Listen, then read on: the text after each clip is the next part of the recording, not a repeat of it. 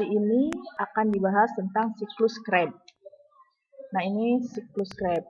Tujuan dari pembelajaran ini adalah mengetahui tahapan siklus Krebs, mengetahui enzim yang berperan dalam siklus Krebs. Kemudian yang ketiga adalah memahami alur proses siklus Krebs. Yang keempat adalah menentukan hasil dari siklus Krebs. Tahapan siklus Krebs, ini siklus Krebs merupakan tahapan ketiga ya dari proses glikolisis, kemudian berikutnya dekarboksilasi oksidatif, dan kemudian masuk ke siklus Krebs. Siklus Krebs sendiri itu ditemukan oleh seorang ahli biokimia berkebangsaan Inggris Jerman, namanya Sir Hans Adolf Krebs. Nah, untuk siklus Krebs ini disebut juga dengan siklus asam sitrat karena dari siklus Krebs itu dihasilkan asam sitrat. Di tempat manakah berlangsungnya siklus Krebs? Siklus Krebs ini berlangsung di organel mitokondria ya. Ini di organel mitokondria. Kemudian tahapan dari siklus Krebs itu sendiri ada 8 tahapan ya. 8 tahapan ini mulai dari tahapan yang pertama itu kemudian isositrat, 3 alfa ketoglutarat, 4 suksinil CoA, 5 suksinat, 6 fumarat, 7 malat, dan 8 oksaloasetat.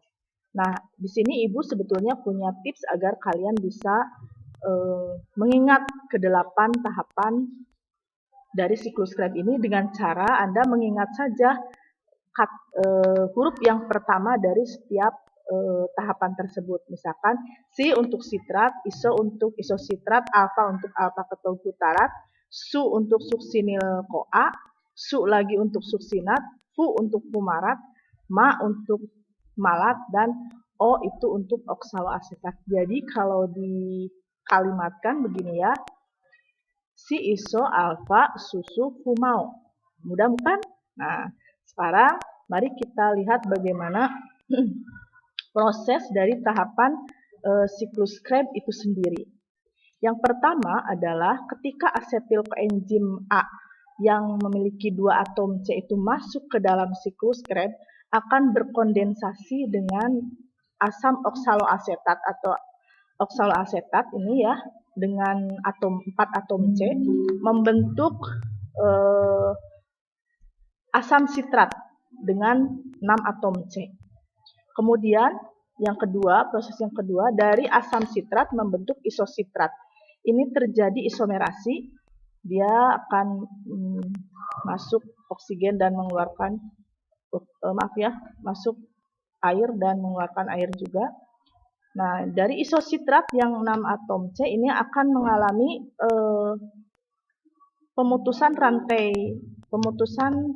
atom C. Jadi dari isositrat 6 atom C membentuk alfa ketoglutarat yang 5 atom C. Nah, hasilnya tadi akan menghasilkan NADH dari NAD+. Kemudian nah, C-nya yang diputuskan tadi itu akan diikat oleh oksigen membentuk CO2.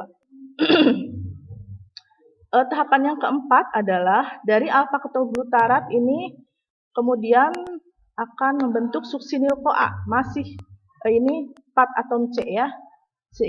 Maksudnya di sini terjadi pemutusan 1 atom C lagi. Sama, ini akan dihasilkan NADH dari NAD+ ya yang menangkap elektronnya.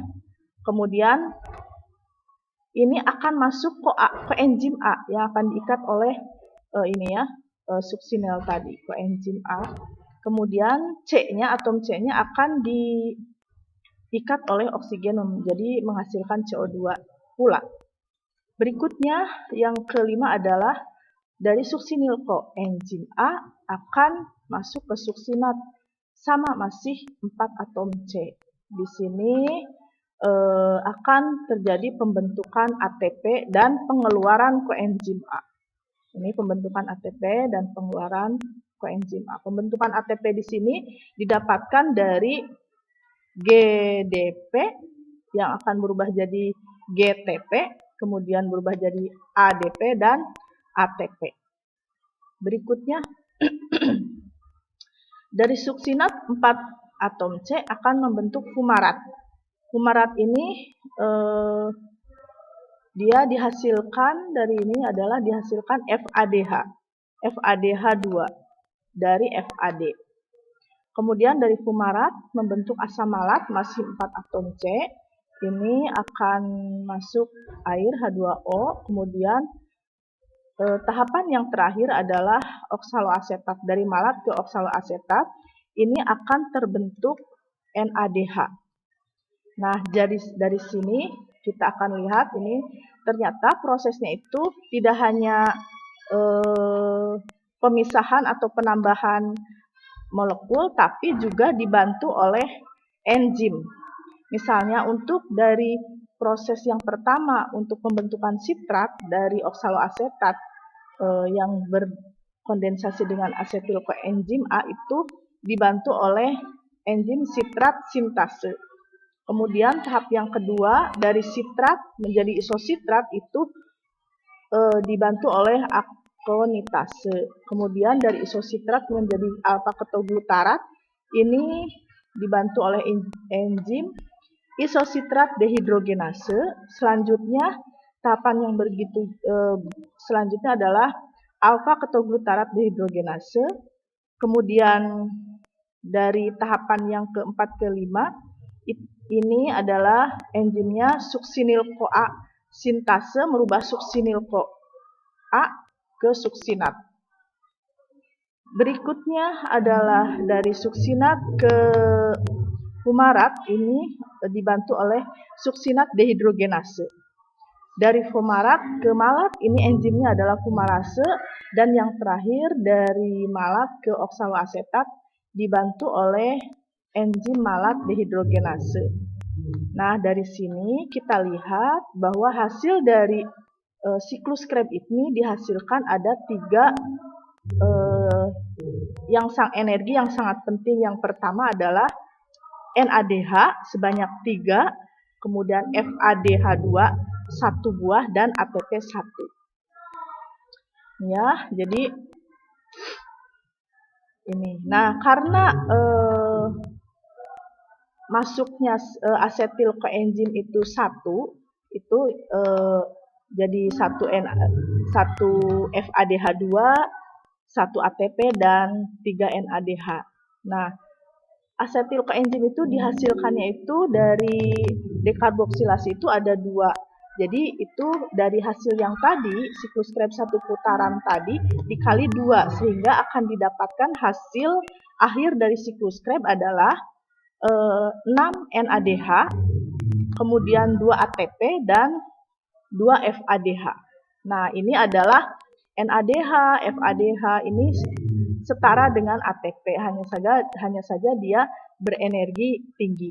Nah, NADH dan FADH ini selanjutnya akan masuk ke reaksi transfer elektron. Nanti yang akan diubah ke dalam ATP. Nah, dari sini siklus Krebs selesai. Untuk berikutnya, pada pertemuan berikutnya akan dibahas lagi tentang transfer elektron. Sekian, mudah-mudahan bermanfaat. Wassalamualaikum warahmatullahi wabarakatuh.